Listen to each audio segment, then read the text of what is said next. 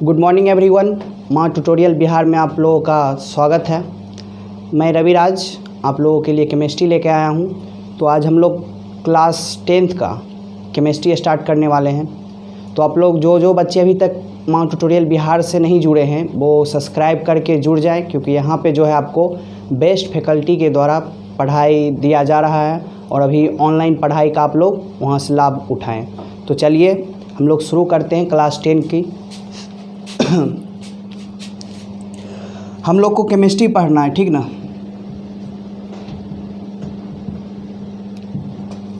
आप लोगों को पता होगा कि केमिस्ट्री क्लास 10 फर्स्ट चैप्टर हम लोग का क्या है, रासायनिक अभिक्रिया और समीकरण। रासायनिक अभिक्रियाएं एवं समीकरण। इसका इंग्लिश हो जाएगा आपका केमिकल रिएक्शन एंड इक्वेशन।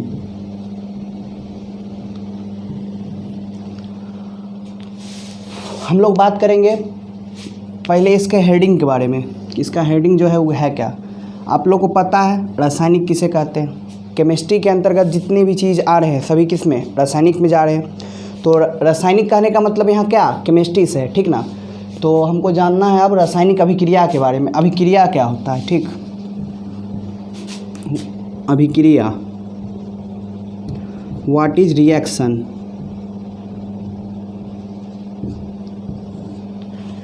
देखिए अभिक्रिया का मतलब क्या हुआ, जब दो या दो से अधिक पदार्थ हम लोग इसीलिए बोल रहे हैं क्योंकि हम लोग अभी केमिस्ट्री पढ़ रहे हैं और केमिस्ट्री में हमेशा पदार्थ ही लिया जाता है। तो जब दो या दो से अधिक पदार्थ लेंगे, यानी जब वो दोनों पदार्थ एक्शन में आएगा तो उसके बीच में रिएक्शन होगा। कहने का मतलब क्या है कि देखिए, जैसे मान लीजिए कोई भी एक पदार्थ उठा लेते हैं, मान लीजिए ए है और इसको मिलाए बी के साथ, या मिलाए या फिर ये दोनों को आपस में क्रिया करवा रहे हैं, ठीक। तो आपको पता है ए क्या है, पदार्थ है मेरा, बी भी क्या है, पदार्थ है, ठीक। चाहे कोई भी पदार्थ हो। तो ये पदार्थ है, किससे बना होगा, कण से। कण किससे बना होता है, अणु से। अणु किससे बना होता है, परमाणु से। और परमाणु बना होता है इलेक्ट्रॉन, प्रोटॉन, न्यूट्रॉन, मेसिट्रॉन, पॉजिट्रॉन और बहुत सारे छोटे छोटे कण आते हैं उसके अंतर्गत। अब हम लोगों को जानना है इसके बारे में। तो इसका जो है सबसे पहले अणु टूटता है। ये दोनों जब आपस में क्रिया करता है तो इसका अणु छोटा छोटा भाग में टूट जाता है। उसके बाद इसका अणु जो है परमाणुओं में टूटता है। इसका अणु टूट गया आपका परमाणु में और इसका भी अणु टूट गया परमाणु में। और ये परमाणु पुनर्संगठित होकर, पुनर्संगठित मतलब क्या, फिर से एक जगह इकट्ठा होकर एक नए पदार्थ का निर्माण करते हैं। तो इन सब के बीच में जो क्रिया हमारा हो रहा है यही कहलाता है अभिक्रिया, रासायनिक अभिक्रिया। यानी इसको हम लोग डिफिनीशन में किस तरह से दे सकते हैं कि जब दो या दो से अधिक पदार्थ आपस में जुटकर, संयोग करके या मिलकर एक नए पदार्थ का निर्माण करता है तो उनके बीच जो क्रिया हुआ वही रासायनिक अभिक्रिया कहलाता है। और इसमें सबसे मेन इम्पॉर्टेंट बात है कि जब भी रासायनिक अभिक्रिया होगा तो पहले जो पदार्थ भाग ले रहा है इससे बिल्कुल अलग हट के कोई नया पदार्थ बनेगा। जैसे ए भी भाग लिया और मान लेते हैं यहाँ C+D बनाया, तो C और D का जो गुण होगा ना वो A और B के गुण से बिल्कुल भिन्न होगा। इसको हम लोग एग्जाम्पल के माध्यम से समझते हैं। जैसे देखिए H2 प्लस Cl2, ये हमारा बनाता है 2HCl, ठीक। तो H2 हमारा क्या है, हाइड्रोजन है। Cl2 क्या है, क्लोरीन है। और ये बना दिया 2HCl हाइड्रोक्लोरिक अम्ल, एसिड। H2 गैस है, Cl2 भी क्या है, गैस है। लेकिन 2HCl जो है लिक्विड की तरह होता है, ठीक ना। या फिर इसमें लिक्विड या पाउडर की तरह रह सकता है। जब जल मिलाएंगे तो उसका अलग स्टेट होगा। तो यहाँ देखिए गैस था लेकिन ये गैस नहीं है। तो ये क्या है, अभिक्रिया में भाग लिया और ये नया पदार्थ का निर्माण किया। तो ये पदार्थ बनने के लिए इन दोनों के बीच में जो क्रिया संपन्न हुआ है उसी को रासायनिक अभिक्रिया कहते हैं। तो ये पॉइंट हमारा कंप्लीट। अब हम लोग जानेंगे समीकरण, हम लोग करेंगे नेक्स्ट पार्ट में। पहले इसको अच्छे से कंप्लीट आज कर लेते हैं, ठीक ना। तो ये आप अच्छे से इसका डिफिनीशन लिख लीजिएगा। मैं एक बार फिर से रिपीट करवा देता हूँ। जब दो या दो से अधिक पदार्थ आपस में मिलकर, जुटकर, संयोग करके एक नए पदार्थ का निर्माण करते हैं तो उनके बीच जो संपन्न हुई क्रिया होती है उसी को क्या कहा जाता है, रासायनिक अभिक्रिया। और इसके बारे में जब आपसे पूछा जाए रासायनिक अभिक्रिया की क्रिया विधि, तो उसको भी डिटेल से थोड़ा करवा देता हूँ। तो यहाँ तक क्लियर? चलिए, आई होप आप लोग समझ चुके होंगे।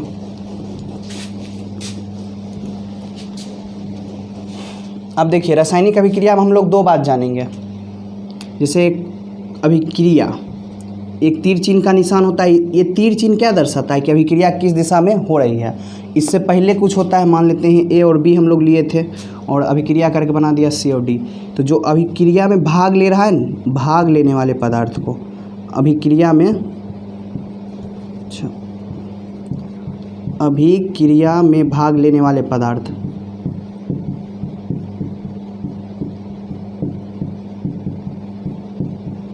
अभिक्रिया में भाग लेने वाले पदार्थ को हम लोग कहते हैं अभिकारक। ठीक, इसको याद रखिएगा, बड़ा इम्पोर्टेंट है। इंग्लिश होता है इसका रिएक्टेंट। और जो अभिक्रिया के फलस्वरूप, यानी अभिक्रिया के फलस्वरूप मतलब अभिक्रिया के बाद, अभिक्रिया के फलस्वरूप बना पदार्थ, इसको कहते हैं प्रतिफल। इंग्लिश में से प्रोडक्ट कहते हैं।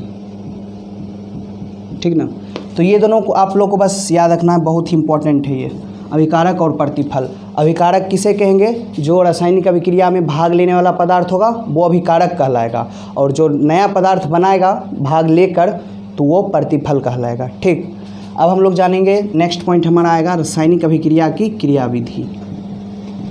रासायनिक अभिक्रिया की क्रियाविधि। देखिए, इसको ही मैंने जस्ट आप लोग को समझाया था कि ये रासायनिक अभिक्रिया क्रियाविधि क्या है, कैसे संपन्न होता है। तो देखिए, अभी बताए थे जैसे A+B या C+D। अभी ये BCD इसलिए ले रहे हैं क्योंकि इसके बाद हम लोग एग्जाम्पल के थ्रू भी समझेंगे। इसका ये दोनों पदार्थ था, इसका पहले क्या हो रहा था, कण अणु में टूट रहा था, अणु में टूटने के बाद परमाणु में। तो जब आपसे पूछा जाएगा रासायनिक अभिक्रिया क्रियाविधि क्या है समझाएं, तो उसको अच्छे से समझा दीजिएगा कि जब दो या दो से अधिक पदार्थ आपस में क्रिया करते हैं तब अभिकारक, अभिकारक आप समझ रहे हैं किसको कह रहे हैं, जो अभिक्रिया में भाग ले रहा है। तो अभिकारक के अणु परमाणुओं में टूटते हैं, परमाणुओं में टूटने के बाद वह पुनर्संगठित हो जाते हैं, मतलब फिर से एक जगह इकट्ठा हो जाते हैं, और इकट्ठा होने के बाद नए पदार्थ का निर्माण करते हैं जिसका गुण पहले वाले पदार्थ के गुण से बिल्कुल भिन्न होता है। तब इसे ही क्या कहा जाता है, रासायनिक अभिक्रिया की क्रियाविधि। तो आई होप आप लोग इसको अच्छे से समझ चुके होंगे। जिनको जहाँ डाउट हो या कोई प्रॉब्लम लगे, वीडियो को पॉज करके आप लोग फिर से उसको लिख सकते हैं। ठीक, तो यहाँ तक अच्छे से देख लीजिए, इसके बाद हम लोग नेक्स्ट करेंगे।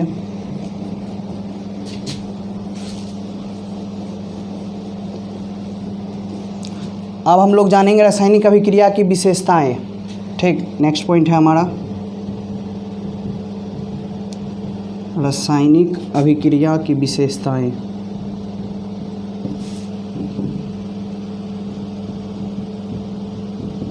देखिए, विशेषताएं क्या क्या है, ये सब सिंपल है। जैसे गैस की उत्पत्ति, गैस की उत्पत्ति। दूसरा हमारा अपक्षेप का बनना।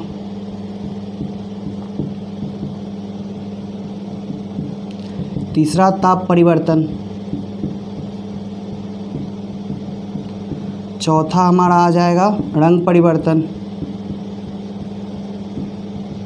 उसके बाद और जोड़ सकते हैं अवस्था में परिवर्तन। देखिए, ये सब आप लोग समझ रहे होंगे क्या है, बस मैं इसको एक बार थोड़ा सा समझा देता हूँ, आप लोग खुद से इसको कर सकते हैं। गैस की उत्पत्ति का मतलब क्या है कि ये सब इसकी विशेषताएं हैं। रासायनिक अभिक्रिया जब होती है तो उसमें ये सब चीज़ देखा जाता है कि ऐसा ऐसा हो सकता है। कोई रासायनिक अभिक्रिया हो रहा है तो उसमें गैस का उत्सर्जन हो सकता है, तो गैस निकला। जैसे कोई भी चीज़ में, जिसे मान लीजिए आपका क्या, जब हम चैप्टर में कराएंगे तो वहाँ एग्जाम्पल करके कराएंगे, अभी बस समझा रहे थोड़ा थोड़ा करके।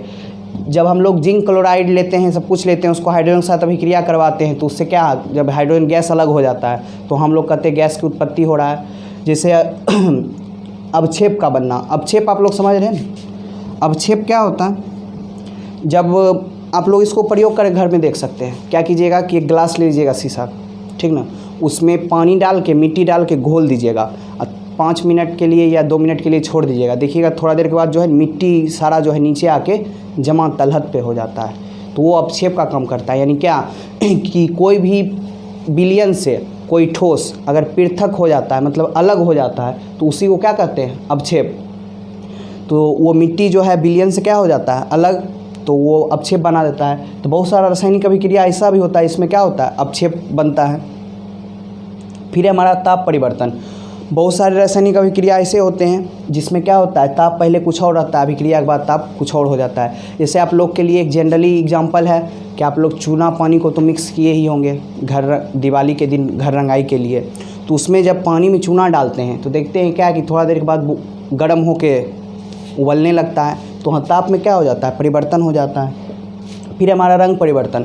कुछ कुछ रासायनिक अभिक्रिया ऐसा होता है, इसमें क्या होता है? रंग में परिवर्तन आ जाता है। जैसे अब कोई विलयन लाल डाले थे, अभिक्रिया के बाद वो ब्लू निकला या फिर हरा निकला। फिर है अवस्था में परिवर्तन। अभी तो एग्जाम्पल से भी दिखाए थे कि मान लीजिए हम लोग अभिक्रिया करा रहे हैं गैस का, और वो गैस अभिक्रिया करके द्रव बना दे या फिर ठोस बना दे, तो उसको अवस्था में परिवर्तन कहते हैं। तो यहाँ तक आप लोगों को क्लियर हो गया होगा अच्छे से। यहाँ तक किसी को कोई भी दिक्कत कमेंट कीजिएगा। गुड। हम लोग जो है अभी हम लोगों ने रासायनिक अभिक्रिया की विशेषताएं पढ़े। अब हम लोग इसमें दो बात जानेंगे। इसमें दो अभिक्रिया है जो बड़ा एग्जाम के लिए इम्पॉर्टेंट है, ऊष्माक्षेपी अभिक्रिया और ऊष्माशोषी अभिक्रिया।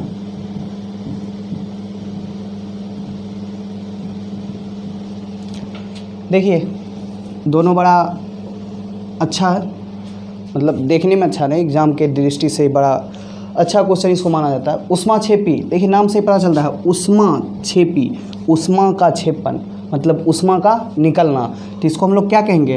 वो इसी रासायनिक अभिक्रिया जिसमें ऊष्मा का उत्सर्जन हो, मतलब ऊष्मा निकले। रासायनिक अभिक्रिया के बाद जो ऊष्मा उससे हीट जो है निकले, तो उसको ऊष्माक्षेपी अभिक्रिया कहते हैं। और ऊष्माशोषी अभिक्रिया किसको कहते हैं? जिसमें अभिक्रिया में ऊष्मा का अवशोषण हो, जब अभिक्रिया हो रहा है तो उस समय ऊष्मा लेगा।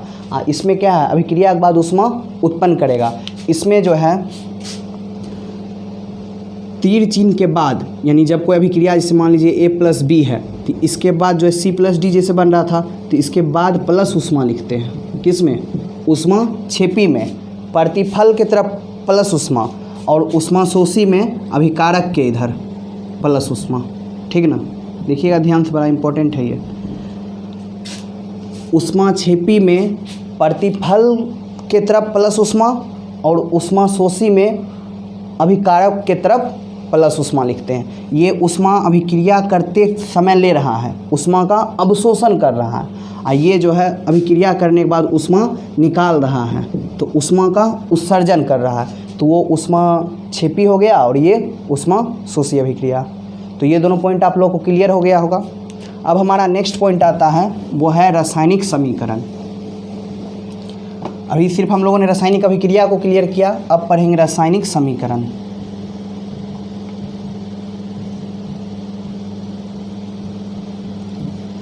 Chemical equation. देखिए केमिकल इक्वेशन यानी रासायनिक समीकरण जो बनाया गया है ना, ये रासायनिक अभिक्रिया का शॉर्ट फॉर्म है। ठीक, जैसे अब हम लोग को कोई भी अभिक्रिया कराना होगा तो क्या लिखेंगे? हाइड्रोजन को जल से मिलाया, तब जाके हमें हाइड्रोजन को क्या चीज़ से?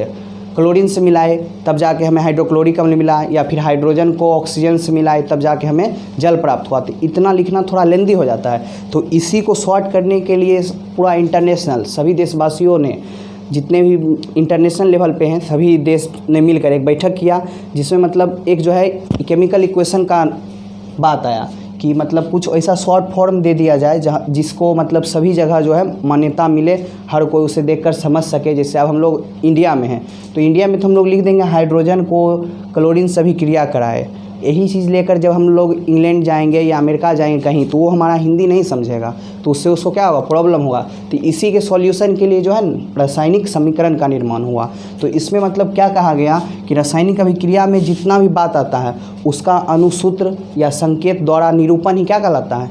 रासायनिक समीकरण। देखिए समझने के लिए सिंपल सा है, रासायनिक अभिक्रिया का शॉर्ट फॉर्म यानी उसको जो है संकेत या अनुसूत्र द्वारा दर्शाना ही क्या कहलाता है? रासायनिक समीकरण। जैसे मान लीजिए H2O+O2, H2 मतलब हाइड्रोजन, O2 मतलब ऑक्सीजन, तो इसको लिखते हैं 2H2O यानी जल। ये 2 मैंने संतुलित करने के लिए लिखा है, तो ये बस नेक्स्ट बताऊंगा ही कैसे संतुलित होता है। तो अभी बस आप लोग को ये देखना है कि ये क्या है, रासायनिक समीकरण हो क्या रहा है। H2 हमारा था हाइड्रोजन। अगर हमको मान लीजिए अगर रासायनिक समीकरण नहीं होता तो हम लोग किस तरह से लिखते, हाइड्रोजन को जब ऑक्सीजन से विक्रिया कराएंगे तब हमें जल प्राप्त होगा। तो इतना लिखना भी पड़ता। उसके बाद ये सिर्फ इंडिया में ही, क्योंकि हिंदी है, जहाँ जहाँ हिंदी होगा सिर्फ वहाँ ही समझेंगे, बाकी लोग समझ नहीं पाएंगे। लेकिन इसका जो है सूत्र, हाइड्रोजन का संकेत H, उसके बाद ऑक्सीजन का O, जल का अनुसूत्र H2O। तो मतलब क्या, रासायनिक अभिक्रिया को उनके संकेतों या अनुसूत्रों द्वारा दर्शाना या निरूपण करना ही क्या कहलाता है, रासायनिक समीकरण। ठीक, तो रासायनिक समीकरण आप लोग समझ गए होंगे कि रासायनिक अभिक्रिया का शॉर्ट फॉर्म यानी उसका संकेत हो गया, अनुसूत्र हो गया, उसके द्वारा दर्शाना ही क्या कहलाता है, रासायनिक समीकरण। जैसे हम लोग H2 + O2 2H2O लिए, मान लीजिए अब हम लोग को लिखना रहता है H2 + Cl2, तो ये 2HCl। ये हमारा देखिए कम जगह में भी हो गया, समय भी बचत कर रहा है, कागज़ का भी बचत कर रहा है। अगर आपसे पूछा जाए रासायनिक समीकरण के क्या क्या फ़ायदे हैं, तो आप लोग नहीं बता दीजिएगा कि कम समय में लिखा जाता है, कागज़ स्थान भी कम लेता है, और पूरे इंटरनेशनल लेवल पे इसको जहाँ भी आप H2Cl2 लिख दीजिएगा ऐसे सब समझ जाएगा क्या है। लेकिन हिंदी में लिखने में क्या होगा कि जहाँ हिंदी चल रहा है सिर्फ वहीं, तो इसी को रासायनिक समीकरण कहा जाता है। रासायनिक समीकरण 2 प्रकार का होता है। ठीक, रासायनिक समीकरण जो है 2 प्रकार का होता है। एक होता है संतुलित रासायनिक समीकरण, संतुलित रासायनिक समीकरण, इसका इंग्लिश आप लोग को हो जाएगा बैलेंस्ड केमिकल इक्वेशन। और एक होता है असंतुलित रासायनिक समीकरण।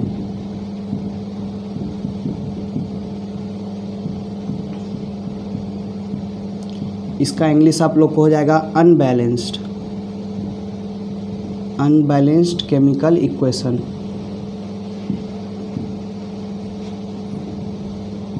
और देखिए कभी कभी बिहार बोर्ड में जो है ना, इसको कंकाली रासायनिक समीकरण भी कहता है। ठीक, और संतुलित को ही क्या कहा जाता है, कंकाली रासायनिक समीकरण। ये आपके NCERT बुक्स में दिया होगा। तो हम लोग अभी इन दोनों की चर्चा करेंगे, संतुलित रासायनिक समीकरण और असंतुलित रासायनिक समीकरण। देखिए पहले संतुलित का, संतुलित नाम से ही नहीं लग रहा है, संतुलित मतलब क्या, वैसा रासायनिक समीकरण जिसमें अभिकारक में उपस्थित अणु या परमाणुओं की कुल संख्या और प्रतिफल में उपस्थित परमाणुओं की कुल संख्या दोनों बराबर हो तो उसको संतुलित कहेंगे। अगर बराबर नहीं हो तो असंतुलित। जैसे देखिए H2 + Cl2, अगर हम HCl लिखते हैं तो इधर हमारा हाइड्रोजन कितना है, 2 है, यहाँ हाइड्रोजन हमारा 1 है।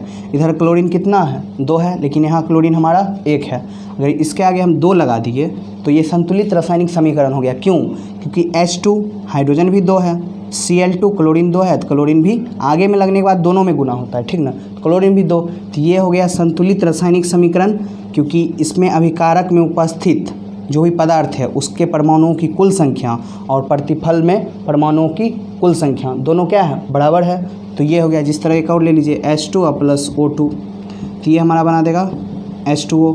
इसके आगे 2 लगा देते, देखिए हाइड्रोजन 2 है, यहाँ भी हाइड्रोजन कितना हो गया, 4 हो गया, ऑक्सीजन कितना हो गया, 2, तो इसके आगे भी क्या लगाना पड़ेगा, 2। देखिए थोड़ा सा कन्फ्यूजन हुआ होगा आप लोग को, यहाँ हाइड्रोजन कितना है, 2 है, लेकिन यहाँ हाइड्रोजन ये 2 पहले से है, 2 और इसके साथ आया तो 2 2 4 हो गया। तो यानी यहाँ हम 2 लगाएंगे तो यहाँ हाइड्रोजन मेरा 4 हो गया। ऑक्सीजन अकेला था तो ये 2 लेगा, ऑक्सीजन 2। अब देखिए ये संतुलित हो गया, हाइड्रोजन इधर 4 है, इधर भी हाइड्रोजन 4 है, इधर ऑक्सीजन 2 है, इधर भी ऑक्सीजन 2 है।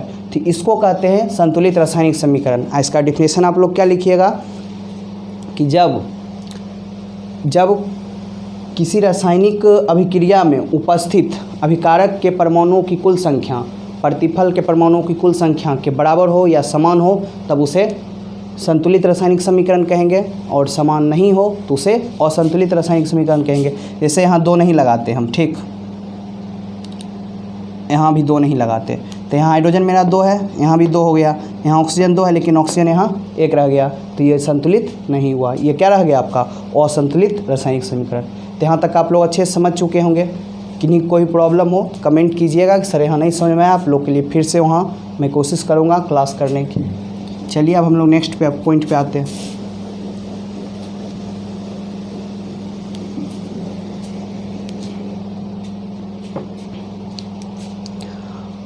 अब देखिए, अब हम लोग का आता है रासायनिक समीकरण को संतुलित कैसे करेंगे। ठीक, रासायनिक समीकरण तो अभी हम लोग पढ़े, संतुलित रासायनिक समीकरण पढ़े, असंतुलित रासायनिक समीकरण पढ़े, लेकिन अब जानेंगे कि ये रासायनिक समीकरण जो है संतुलित कैसे होता है।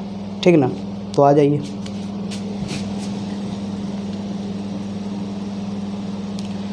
देखिए, जैसे एक छोटा सा एग्जांपल शुरू करते हैं। H2 + Cl2, देखिए HCl, इसको आप दो तरीक़ा से संतुलित कर सकते हैं। एक होता है अनुमान विधि, अनुमान विधि में आप डायरेक्ट कर सकते हैं, और एक होता है मैथमेटिकल, उसमें आप ऐसे लीजिएगा H इधर कितना है, इधर लिख दीजिएगा रिएक्टेंट अभिकारक, इधर प्रोडक्ट, इधर H कितना है, इधर H देखिए 2 है, इधर हमारा 1 है, इधर Cl 2 है, इधर Cl 1 है, तो 2 है 2 है, इन दोनों को क्या चीज़ से गुना किया जाए तो 2 से आगे 2 लगाना। ये मैथमेटिकल से, इसमें आप लोगों को थोड़ा प्रॉब्लम हो सकता है। ठीक ना, तो इसको अनुमान विधि से हम लोग करेंगे, जिस सिंपली अच्छे से किया जा सकता है। देखिए, इधर हाइड्रोजन हमारा 2 है, क्लोरीन भी 2 है, लेकिन इधर हाइड्रोजन हमारा 1 है, क्लोरीन भी 1 है, तो इसके लिए क्या किया जाए, आगे 2 लगाएंगे। तो देखिए H भी 2 हो गया, Cl भी 2, संतुलित। इससे और देखिए H2 + O2, H2O, तो यहाँ देखिए ऑक्सीजन अकेले है, लेकिन ऑक्सीजन 2 है, तो 2 तो लगाना पड़ेगा ही। अब लेकिन हाइड्रोजन कितना हो गया, 2 2 4, तो इसके आगे भी 2 लगा दिया, हाइड्रोजन को 4। मतलब ये हम लोग खुद से करना है, संतुलित करना है, मतलब इधर जितना है प्रतिफल में उतना ही अभिकारक में ले आना है। अब देखिए, जैसे हमारा है Mg + HCl, ये बना देता है MgCl2 + H2, MgCl2 और प्लस H2 तीर का चिन्ह अभी गैस को दिखा रहा है। ठीक, तो इसको आगे बताएंगे क्या क्या है, नहीं चिन्ह है, इसके बाद यही सब आने वाला है। देखिए Mg हमारा 1 है, यहाँ भी Mg 1 है, यहाँ H 1 है, यहाँ H कितना हो गया हमारा 2, तो इसका मतलब इसके आगे 2 लगाना होगा, तो H 2 हो गया। Cl2 है, यहाँ भी Cl2, संतुलित। तो इसको आप लोग कोशिश कीजिएगा बुक से बनाने का, उसके बाद नहीं होगा तो उसको कमेंट कीजिएगा। ठीक ना, चलिए यहीं तक आज, मिलते हैं नेक्स्ट क्लास में।